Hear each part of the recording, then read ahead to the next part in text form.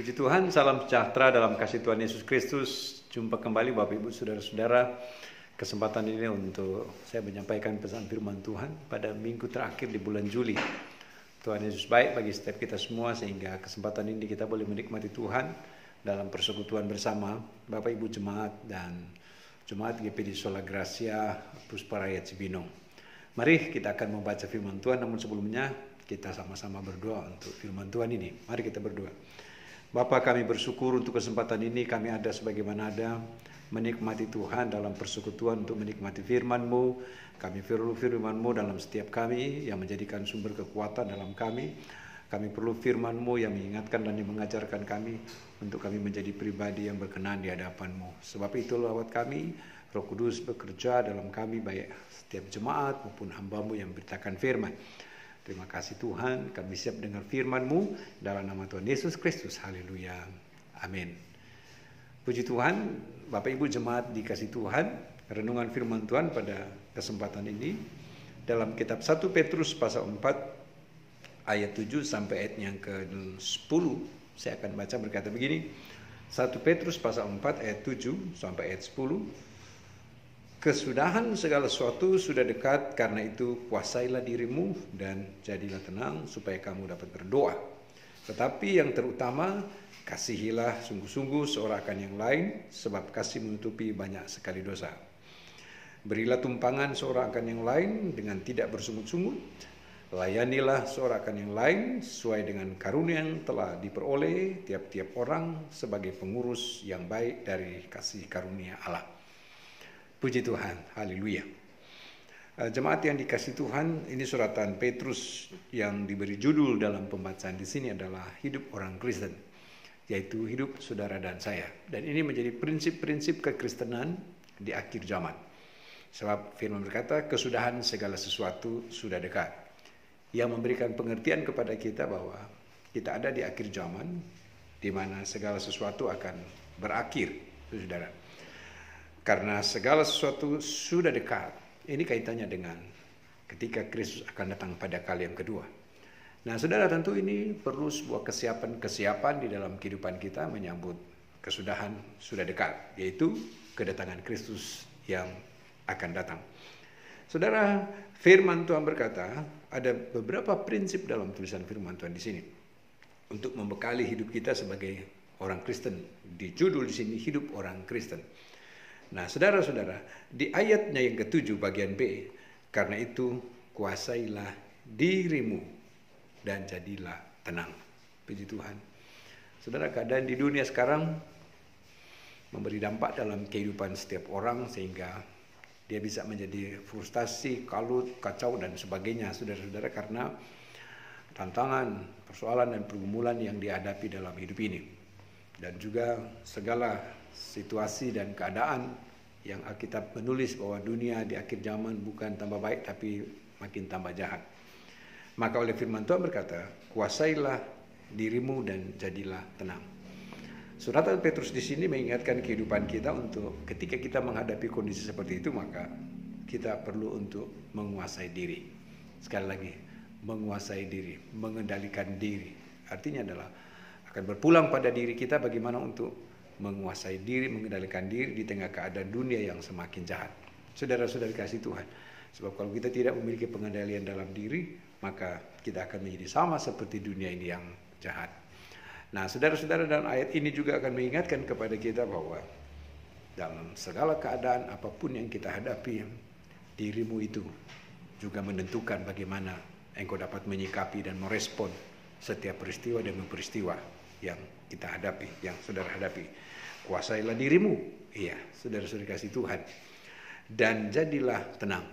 Saudara dikasih Tuhan, ketika kita dapat menguasai diri, maka di situ terletak kekuatan, saudara-saudara. Di situ terletak kekuatan. Tapi ketika kita kalut, maka kita lemah. Saudara, ketika kita tidak dapat mengendalikan diri, maka di situ terletak kelemahan.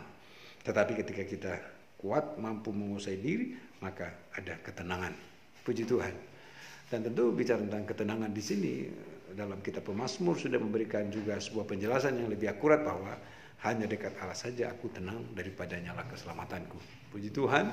Maka tentu persekutuan kita dengan Tuhan Saudara-saudara, ketika kita menguasai diri, kita menjadi tenang, maka kita memiliki persekutuan dengan Tuhan, maka hanya dekat Allah saja aku tenang. Saudara-saudara, tenang. Kita tidak dekat kepada dunia ini yang tidak memberi harapan, saudara-saudara, tetapi dekat dengan Tuhan yang memberi ketenangan dan memberikan jaminan dalam kehidupan ini.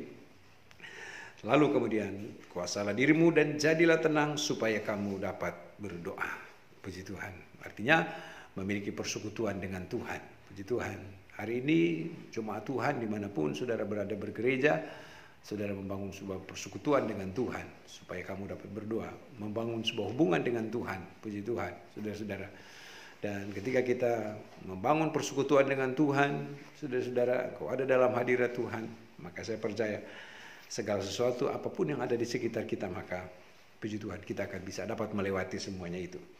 Ayat 8, ini menjadi prinsip hidup orang Kristen menurut 1 Petrus pasal 4. Terutama ya, kasihilah sungguh-sungguh seorang akan yang lain. Dan ini adalah prinsip hidup di dalam kasih, saudara-saudara kasih Tuhan.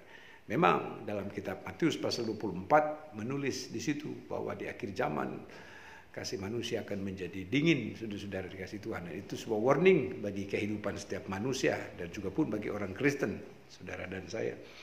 Agar supaya kita tidak terjebak kepada apa yang terjadi di akhir zaman, di mana manusia akan kehilangan kasih. Maka firman Tuhan berkata, tumbuhkanlah, hidupkanlah terus itu kasih. Kasihilah sungguh-sungguh seorang akan yang lain. Saudara, hubungan kasih dengan sama juga dengan Tuhan. Saudara-saudara, sebab ketika kita membangun hubungan kasih dengan sama dan kita mengasihi Tuhan, karena ini prinsip kasih yang Tuhan ajarkan dalam kehidupan kita, dan kita juga mendasari bahwa dari semua apa yang ada, ya, Alkitab berkata bahwa kasihlah yang paling utama, kasihlah yang terbesar. Karena kasih ini adalah bagian dari apa yang Tuhan ajarkan dalam kehidupan kekristenan, hidup dalam kasih. Karena dengan hidup di dalam kasih maka akan membuat kita sehingga jauh dari kebencian, iri hati, permusuhan, jauh dari hal-hal yang menjadikan kita berseteru, saudara-saudara. Nah, kasihilah, saudara-saudara, sekalipun juga itu musuhmu. Itu yang kita ajarkan, sehingga kita tidak menanamkan kebencian, saudara-saudara, terhadap orang lain. Kasihilah sungguh-sungguh seorang akan yang lain, sebab kasih menutupi banyak sekali dosa. Puji Tuhan. Kasih menutupi banyak dosa. Amsal berkata, kasih menutupi banyak pelanggaran. Puji Tuhan. Kasih ini universal, saudara. Sehingga kasih yang Tuhan ajarkan pada kita tidak hanya untuk kelompok kita, tidak hanya untuk komunitas kita, tetapi kasih yang Tuhan ajarkan juga adalah sifat universal untuk siapapun juga. Kita harus tunjukkan kasih. Terhadap orang yang enggak seiman, kita harus tetap tunjukkan kasih. Saudara-saudara, dengan orang yang enggak suka pada kita juga pun kita harus tunjukkan kasih. Karena sebagaimana Kristus berkata, dia mengasihi orang-orang yang telah memperdaya dia. Bapa, ampunilah mereka sebab mereka tidak tahu apa yang mereka perbuat. Itu bukti wujud kasih untuk dia nyatakan kepada mereka. Saudara-saudara kasih Tuhan, sebab itu kita berkata, kasihilah sungguh-sungguh seorang yang lain, sebab kasih menutupi banyak sekali dosa. Saudara dikasih Tuhan, dengan kita banyak berbuat sesuatu, kasih mengasihi satu dengan yang lain, maka pelanggaran dan dosa kita berkata di sini ditulis menutupi banyak sekali dosa. Ayatnya yang ke-9, berilah tumpangan seorang akan yang lain dengan tidak bersungut-sungut. Bapak Ibu jemaat dikasih Tuhan, di waktu terbatas ini, berilah tumpangan. Saudara-saudara, beri tumpangan di sini bukan pemahaman yang secara sederhana orang menumpang di rumah kita, tetapi berilah tumpangan di sini adalah bicara tentang penerimaan kita, welcome kita terhadap orang lain, ya, keramahan kita kepada orang lain. Welcome, membuka hati kita untuk orang lain. Maksudnya adalah dengan siapapun juga, kita tidak membangun tembok, kita tidak membuat pembatas, saudara-saudara kasih Tuhan, tetapi kita welcome terhadap siapapun untuk kita menunjukkan bahwa aku mengasihi mereka. Saudara-saudara kasih Tuhan, untuk kita menunjukkan bahwa saya menerima, dalam konteks adalah bicara penerimaan saya terhadap orang lain, untuk tidak menutup diri, saudara, untuk tidak membuat sehingga saya adalah pribadi yang tidak terbuka untuk orang lain. Dalam artian di sini adalah membuka diri, ramah terhadap orang lain. Tumpangan adalah bicara tentang kehidupan kita yang siap untuk menerima orang. Saudara-saudara, dikasih Tuhan untuk kita menunjukkan bahwa saya mengasihi, tidak membeda-bedakan siapapun dia. Alkitab penulis dalam tulisan di sini, berilah tumpangan seorang akan yang lain, dan tentu ini dengan kemurnian hati. Ya, sudah dengan ketulusan hati. Ya, berilah tumpangan seorang akan yang lain dengan tidak bersungut-sungut. Puji Tuhan, dengan tidak bersungut-sungut tetapi dengan sukacita, dengan damai sejahtera. Saudara-saudara, kalau memahami kata tumpangan di sini adalah ketika orang datang numpang di rumahmu, maka engkau harus menyambut dia dengan sukacita, tanpa berbantah-bantah dan bersungut-sungut, saudara. Nah, kenapa? Untuk kita tujukan, kita jadi berkat bagi orang itu. Kita jadi berkat orang lain. Kita membuka hati untuk orang lain. Sehingga orang lain bisa melihat lewat pribadi kita keselamatan yang dari Kristus. Amin, saudara-saudara. Orang lain bisa melihat terang yang ada pada kita yang dari Tuhan. Untuk mereka boleh menerima Kristus sebagai juru selamat. Lalu kemudian saudara-saudara kasih Tuhan. Nah, terakhir dalam tulisan firman Tuhan di sini, layanilah seorang akan yang lain. Puji Tuhan, layanilah seorang akan yang lain. Puji Tuhan, prinsip melayani terhadap orang lain dalam pengertian adalah kita sebagai hamba yang mau melayani, dalam artian adalah untuk menunjukkan saya mengasihi. Saudara, prinsip seorang hamba pelayan adalah prinsip hidup dalam kerendahan hati.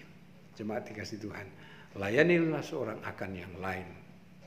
Saudara, hamba yang siap untuk bekerja melayani, hamba yang siap untuk hidup dalam kerendahan hati. Puji Tuhan, layanilah. Dan di dalam kita melayani itu, di dalamnya ada mengandung unsur hal-hal untuk kita membuktikan bahwa saya mengasihi. Iya, mengasihi orang untuk supaya saya menjadi berkat. Layanilah seorang akan yang lain sesuai dengan karunia yang diperoleh. Puji nama Tuhan. Yang diperoleh dari kasih karunia Allah. Haleluya. Tetap kerjakanlah apa yang firman Tuhan katakan, apa yang kau lakukan terhadap sesama, sama seperti apa yang kau lakukan kepadaku. Puji Tuhan. Amin. Tuhan Yesus memberkati Bapak Ibu saudara dimanapun saudara berada siang hari ini. Saya percaya lewat firman Tuhan apa yang Petrus katakan bahwa kesudahan segala sesuatu sudah dekat.